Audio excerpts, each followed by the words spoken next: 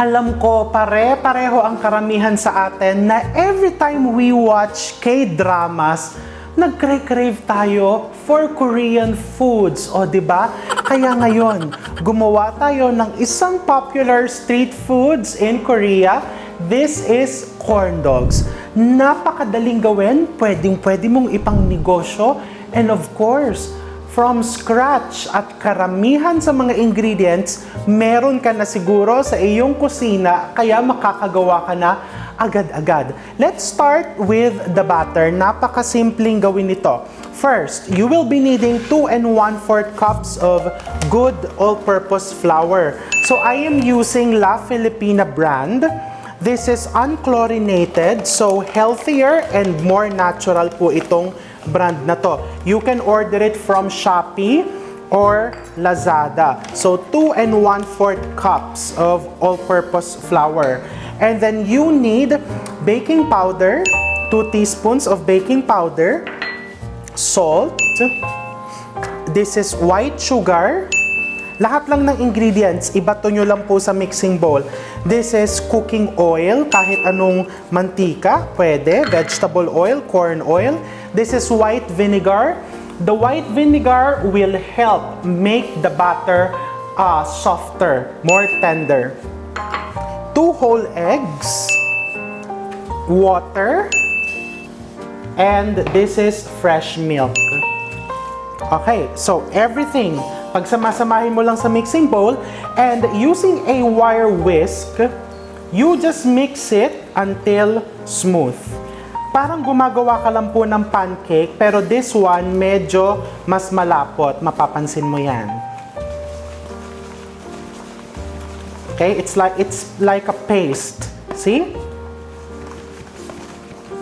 So you just mix it like that hanggang wala ka nang nakikitang buo-buong all-purpose flour.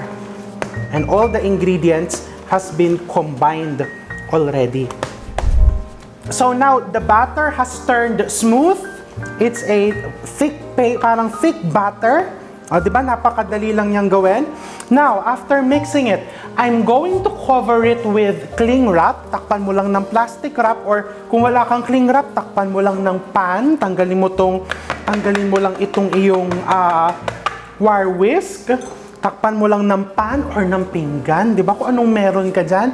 And then you rest it at room temperature for 10 to 15 minutes. Ginagawa natin yon para lang magpahinga yung gluten. So that when you dip the hot dogs later or the cheese or kung ano man ang ilulubog mo dyan, relaxed and siguradong kakapit. O, di ba? So, babalikan natin yan maya-maya lang.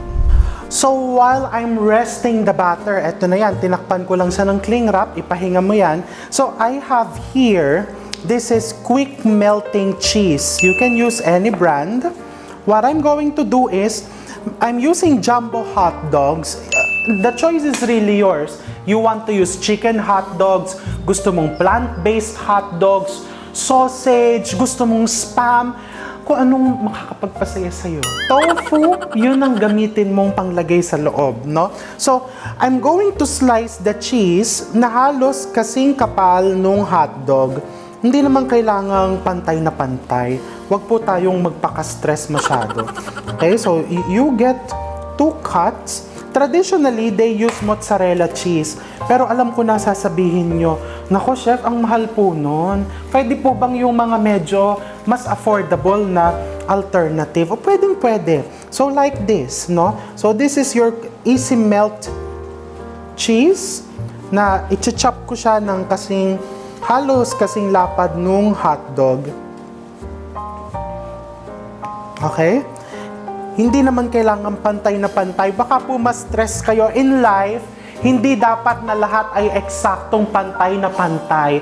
Ang importante po ay masaya po tayo. O, di ba? So now, you cut it. Nakita mo, no? So halos, let's use the term halos. Halos magkasing laki sila, and you can cut it ayan, sa 3 po.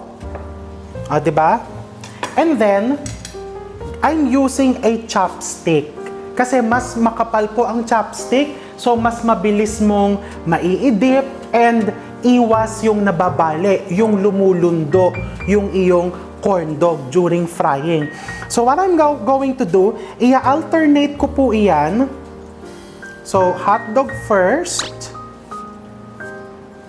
cheese, hot dog, and then last, cheese. Okay? And then medyo i-compress mo ng konti. So you will have something like this. No? So let's cut one more. Pwede din namang sa apat mo hiwain. Nasa sa'yo yan. Ayoko po ng cheese, chef. Pwede po bang hotdog lang? Pwede. Ayoko po ng hotdog. Pwede po bang cheese lang? Pwede rin. No problem. Kung gusto mo, sausage lang. Kung gusto mo, tofu lang. Kung saan ka nga masaya. O, diba? So, yan. Ituhog mo lang yan. Like that.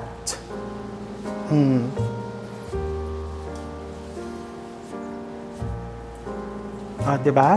So, itutuloy ko lang tong pagtutuhog na to. And then here, over here, pinapainit ko na po yung mantika. You need to heat the oil, preheat the oil until it reaches at least 350 degrees Fahrenheit. Kung wala ka namang thermometer, bibili pa po kami ng thermometer.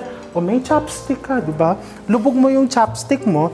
Kailangan makikita mo na yung bubbles ng mantika doon, medyo mabilis nang umaakyat. So ngayon, hindi pa kabilisan. So konting init pa yan. Tamang-tama lang. We're just on time. Okay.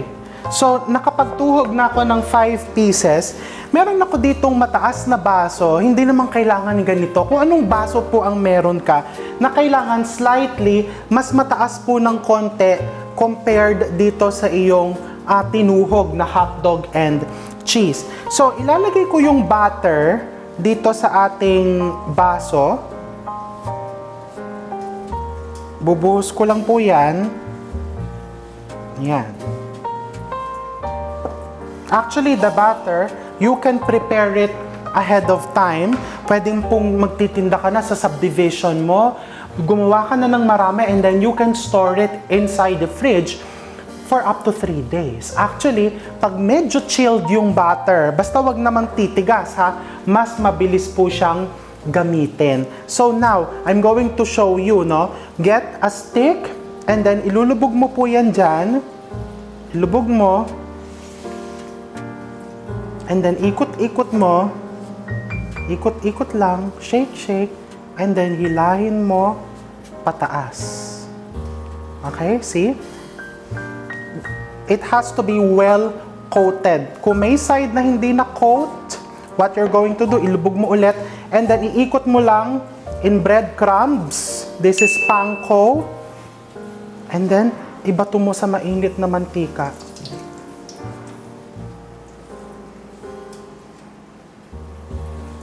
Oh, diba?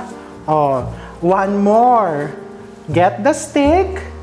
Ilubog mo dyan. Oh, ikot-ikot lang. Kung gusto mo, nagpapatugtog ka pa ng Korean song. Oh, diba? Oh, oh. Ikot-ikot mo lang. Umiikot-ikot ka din. Kung may kembot-kembot ka din habang, diba parang with love. Oh, diba? And then, once it's well coated in breadcrumbs, and then into the hot oil. And then you have a thong. Papakita ko sa inyo how nice it is. Look. Oh, diba? Ang perfect, diba?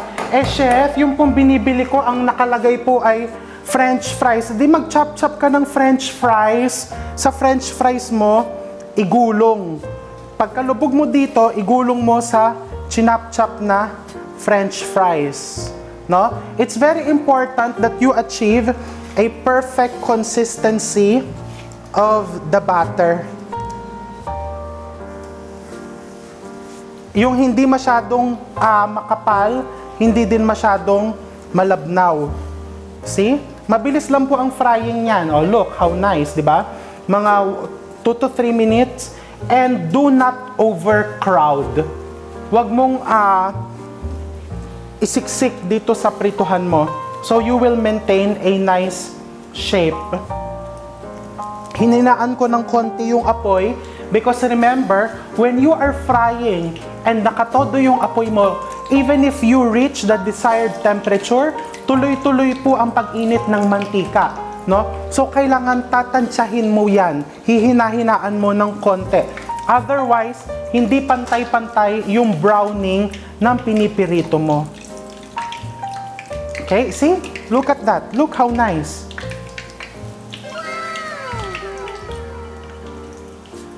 And napakabilis lang po. 1 to 2 minutes, ganun lang kabilis.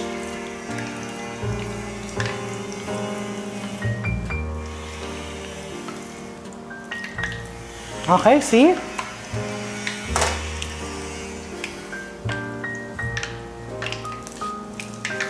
Konti pa to. This is the last na nilagay natin. So, konti pa.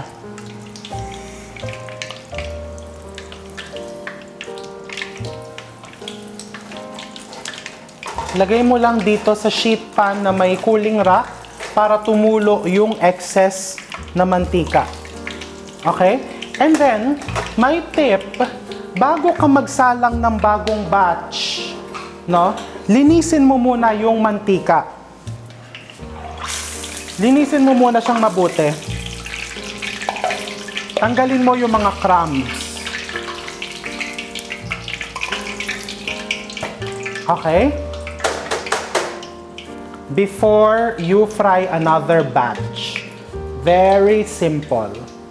So, I'm going to continue frying this. So, make sure na well covered, lalong-lalo na yung cheese. Kasi pag may cheese na medyo nakaalpas, ang mangyayari niyan is puputok-putok po yan dun sa inyong mantika. And then you coat it with, medyo kailangan mabilis-bilis ka lang kumilos dito. Bukod sa ang customer mo ay naghihintay na, tutulo po yung butter. Pag kasi masyado mo naman pinalapot yung butter, matigas na po yung consistency. Parang kumakain ka na ng tinapay. You want it still soft.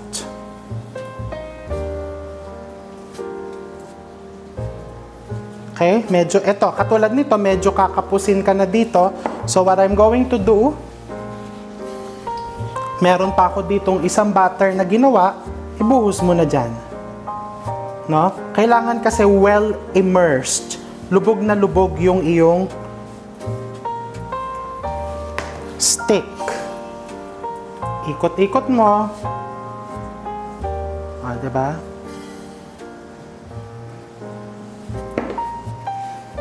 Madali lang po yan, no? Kung sa street food, pagka nasanay po tayo, well, aaminin ko, kahit 4 times na ako nagtetest nito, hindi pa talaga ako super sanay, hindi pa ako sobrang bilis sa paggawa nito.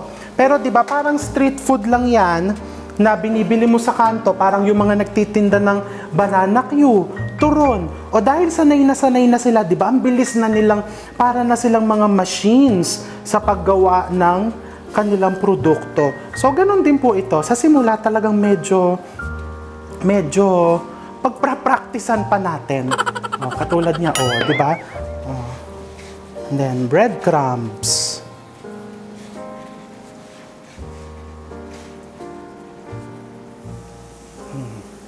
Yung isang nabasa ko sa internet na recipe, nagba-browse din po kasi ako, pwede daw i-freezer to. Pwede mo din namang gawin yun. Kaso syempre, you have to be conservative with the space in the fridge. Especially kung ikaw ay home business, hindi ka naman yung madaming freezer sa bahay. O, di ba? O real time po tayo ha, nakikita nyo po yan. Kung ilan po yung nagagawa ko ngayon, ganyan din po talaga ang magagawa nyo.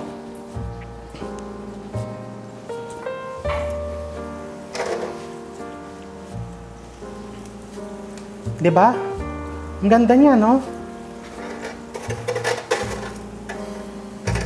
And syempre, mas gaganda yan at mas sasarap pag nilagyan na natin ng topping. So, I'm going to show you next kung ano-ano yung mga sauces na pwede nating ilagay.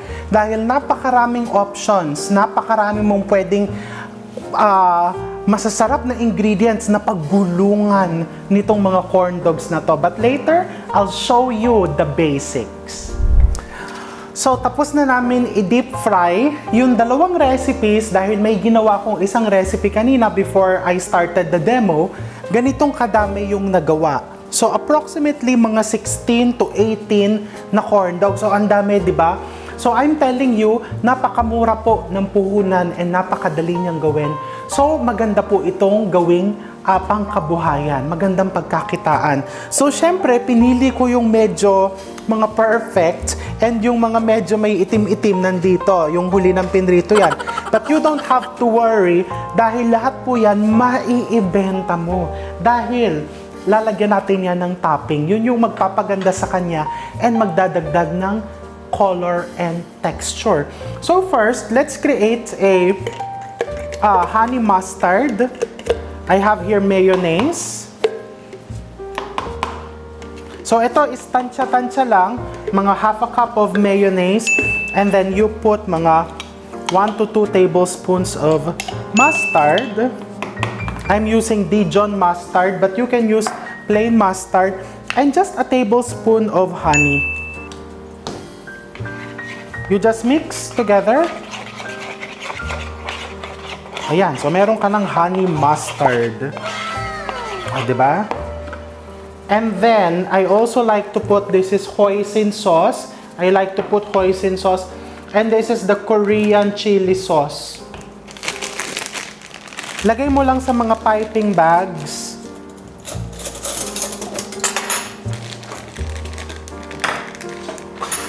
So, maglalagay ako ng konting hoisin sauce.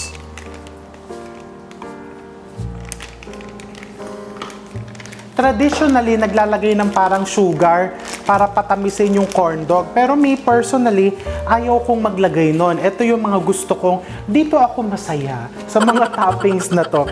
So kayo, kung saang toppings din kayo masaya, yun din ang ilagay ninyo. If you want to put banana ketchup, tomato ketchup, kung anong type mo.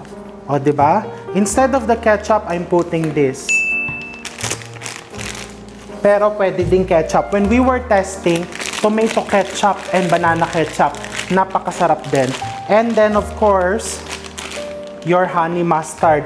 Pag binebenta mo na po ito, mas maganda po, ilalagay mo sa squeeze bottle para nagaganon ka na lang. Kami lang po kasi may laman po lahat ng squeeze bottle namin. And now, I'm going to show you. So, maggupit ka lang ng maliit, and then yan, i-drizzle mo lang. Just drizzle it like that. O, di ba? Or pwedeng meron kang classic na, o eto lang ang nilalagay ko. Pwede namang, depende sa customers mo, kung anong gusto nilang ipalagay sa ibabaw. Bakit na nagpapakahirap ako, no? Eh, pwede namang ganyan. O, diba? And syempre, hindi tayo papayag na isang flavor lang ang ilalagay natin.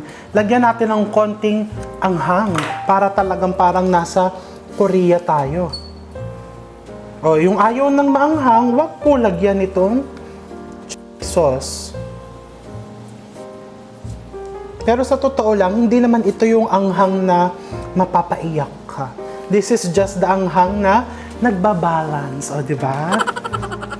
And then this is the hoisin sauce. Hindi ko po type ang flavor ng hoisin sauce, pero gusto ko po yung color niya. O kasi tingnan mo, di ba? Nagbigay siya ng very nice color contrast and shine sa ibabaw ng iyong corn dog, di ba? You can use oyster sauce or pwede ding teriyaki sauce. And of course, for added texture, you can put pork floss. Actually, nasa sa inyo na po ito. Depende, katulad ng sinabi ko kanina, kung saang topping kayo masaya, yun po ang ilagay niyo. Pwedeng pork floss. Pwede mong lagyan yan ng chicharon. Hindi naman po authentic yon. Hindi naman po kailangan sa lahat ng oras authentic. Ang mahalaga, masaya tayo. O, di ba? So, you put pork floss, and then, This is just the seaweeds. Oh, lagyan mo sa ibabaw.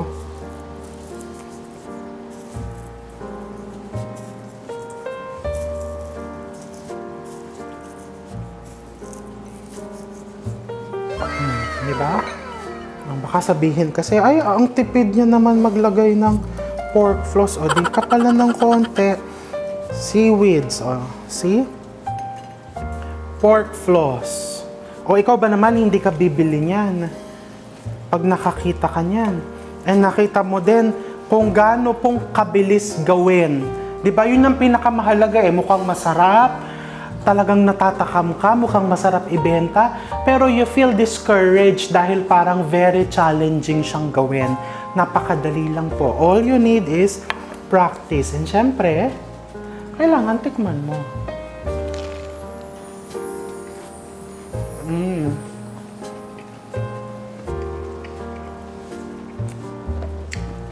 Hotdog side yan.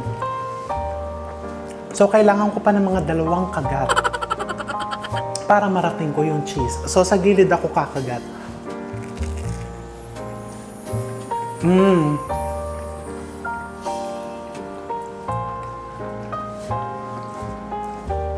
Ang gusto ko po dito sa recipe na to, malambot siya. And kahit po sa mga mahal nating mga seniors na medyo ayaw na nilang kumain ng medyo matitigas, perfect na perfect po ito dahil malambot. It's very delicate, no, yung texture niya. And hindi ka mauumay na, di ba minsan, ay, ang kapal naman nung butter. This one, hindi. Nandun talaga yung balance.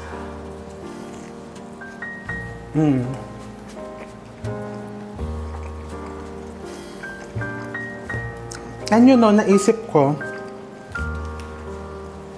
parang masarap may sauce pa on the side.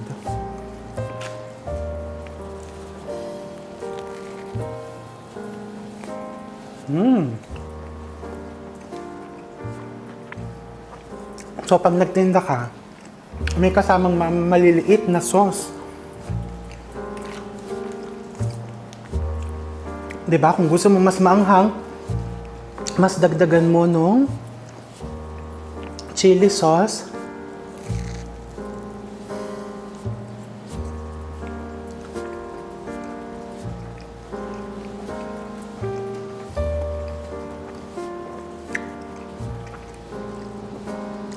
The cheese. So, bago nyo pa ako husgahan, tatapusin ko na yung video. Gumawa na kayo dahil hindi po talaga kayo magsisisi. Dahil ang sarap po talaga niya. So, take care, God bless, and enjoy.